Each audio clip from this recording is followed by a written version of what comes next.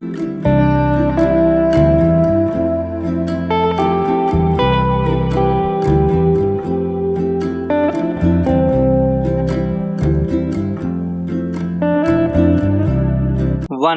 2, 3 start. दहेज शब्द अरबी भाषा के जहेज शब्द का हिंदी रूपांतरण है, जिसका अर्थ होता है भेंट या सौगात। भेंट में काम संपन्न हो जाने पर स्वेच्छा से अपने परिजन या कुटुंब को कुछ उपहार अर्पित करने का भाव निहित रहता है। वास्तव में दहेज कन्यादान और स्त्री धन की प्राचीन हिंदू परंपरा से संबंधित है। विवाह के समय कन्यादान में वधू के पिता, जबकि स्त्री धन में वर के पिता कपड़े एवं गहने दूसरे संबंधित पक्ष को देते हैं, वह दहेज होता है। सांस्कारिक हिंदू विवाह प्रणाली के अनुसार विवाह हमेशा के लिए संपन्न होता है, जिसे स्त्री पुरुष के जीवित रहते भंग नहीं किया जा सकता।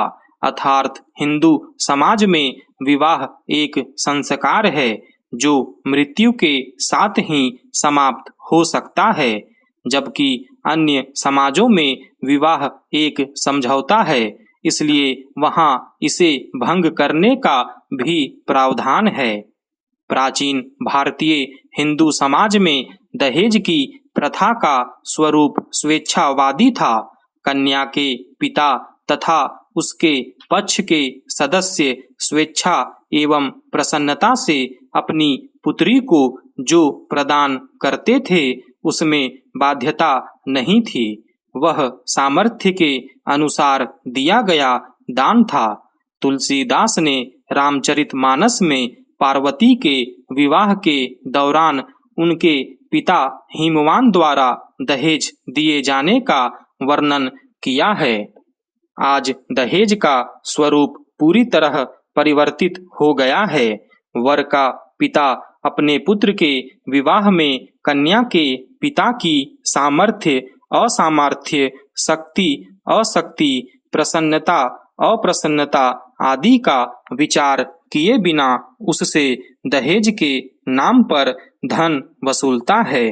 दहेज विवाह बाजार में बिकने वाले वर का वह मूल्य है जो उसके पिता की सामाजिक प्रतिष्ठा और आर्थिक स्थिति को देखकर निश्चित किया जाता है। जिस प्रथा के अंतर्गत कन्या का पिता अपनी सामर्थ्य से बाहर जाकर अपना घर द्वार बेचकर अपने शेष परिवार का भविष्य अंधकार में धकेलकर दहेज देता है, वहां दहेज लेने वाले से उसके संबंध स्नेहपूर्ण कैसे हो सकते हैं। मनुस्मृति में वर पक्ष द्वारा कन्या पक्ष वालों से दहेज लेना राक्षस विवाह के अंतर्गत रखा गया है। अतः वर्तमान समय में दहेज प्रथा भारतीय समाज में व्याप्त एक ऐसी कुप्रथा है जिसके कारण कन्या और उसके परिजन अपने भाग्य को कोसते रहते हैं। माता पिता द्वारा दहेज की राशि न जुटा पाने पर कितनी कन्याओं को अविवाहित ही जीवन बिताना पड़ता है, तो कितनी ही कन्याएं अयोग्य या अपने से 2 गुनी आयु वाले पुरुषों के साथ ब्याह दी जाती है। इस प्रकार एक ओर दहेज रूपी दानव का सामना करने के लिए कन्या का पिता गलत तरीकों से धन कमाने की बात सोचने लगता है, तो दूसरी ओर कन्या भ्रूण हत्या जैसे पापों को करने से भी लोग नहीं चूकते हैं। महात्मा गांधी ने इसे हृदयहीन बुराई कहकर इसके विरुद्ध प्रभावी लोकमत बनाए जाने की वकालत की थी। जवाहरलाल नेहरू ने भी इस कुप्रथा का खुलकर विरोध किया था। राजा राम मोहन राय, महर्षि दयानंद आदि समाज सेवकों ने भी इस घृणित कुप्रथा को उखाड़ फेंकने के लिए लोगों का आह्वान किया था। प्रेमचंद ने उपन्यास कर्मभूमि के माध्यम से इस कुप्रथा के कुपरिणामों को देशवासियों के सामने रखने का प्रयास किया।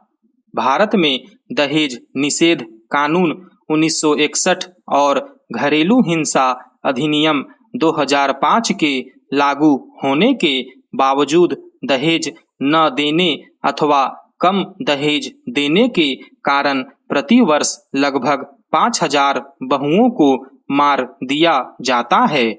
एक रिपोर्ट के अनुसार वर्तमान समय में भारत में लगभग प्रत्येक 100 मिनट में दहेज से संबंधित एक हत्या होती है।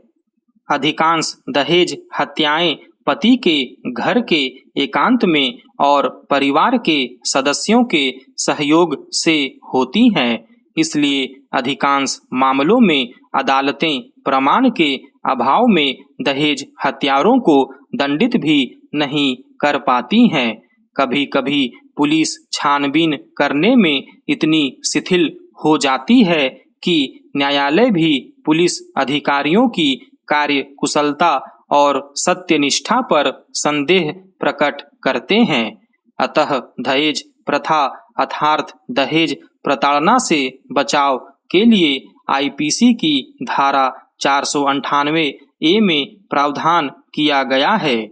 इसमें पति या उसके रिश्तेदारों के ऐसे सभी बर्ताव को शामिल किया गया है जो किसी महिला को मानसिक या शारीरिक हानि पहुंचाए या उसे आत्महत्या करने पर मजबूर करता हो। इसके लिए दोषी पाए जाने पर पति को अधिकतम 3 वर्ष की सजा का प्रावधान है। वर्ष 2015 में इससे संबंधित 1,13,403 मामले सामने आए थे। अतः इसे लेकर वर्ष 2017-18 में सर्वोच्च न्यायालय ने पुनर्विचार कर सख्त बनाया है। दहेज हत्या पर समाजशास्त्रियों के कुछ विचार हैं, जैसे मध्यम वर्ग की स्त्रियों के उत्पीड़न की दर निम्न वर्ग या उच्च वर्ग की स्त्रियों से अधिक होती है। लगभग 70% पीड़ित महिलाएं 21 से 24 वर्ष आयु समूह की होती हैं, अर्थात वे केवल शारीरिक रूप से ही नहीं अपितु सामाजिक एवं भावात्मक रूप से भी अपरिपक्व होती हैं। दहेज हत्या के कारणों में सबसे महत्वपूर्ण समाजशास्त्रीय कारक अपराधी पर वातावरण का दबाव या सामाजिक तनाव है, जो उसके परिवार के आंतरिक एवं बाह्य कारणों से उत्पन्न होता है। लड़की की शिक्षा के स्तर और दहेज के लिए की गई उसकी हत्या में कोई पारस्परिक संबंध नहीं होता। अन्य महत्वपूर्ण मनोवैज्ञानिक कारक जैसे हत्यारे का सत्तावादी व्यक्तित्व, प्रबल प्रकृति और उसके व्यक्तित्व का असमायोजन है। दहेज संबंधी कुप्रथा का चरमोत्कर्ष यदि दहेज हत्या है, तो इसके अतिरिक्त महिलाओं के विरुद्ध हिंसा के अन्य स्वरूपों का प्रदर्शन भी सामने आता है, जिसमें पत्नी को पीटना, लैंगिक या अन्य दुर्व्यवहार, मानसिक एवं शारीरिक प्रताड़ना आदि शामिल हैं। भारत की पवित्र धरती से दहेज रूपी विष वृक्ष को समूल उखाड़ फेंकने के लिए देश के युवा वर्ग को आगे आना होगा।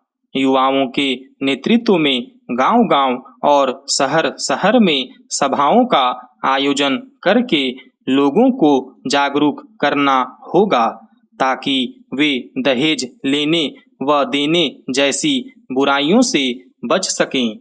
साथ ही युवाओं को यह प्रण लेना होगा कि हम न दहेज लेंगे और न देंगे, ताकि समाज में लोगों का हृदय परिवर्तन हो सके। प्रेस और इलेक्ट्रॉनिक मीडिया को भी इस कुप्रथा को दूर करने में खुलकर सहयोग करने की आवश्यकता है।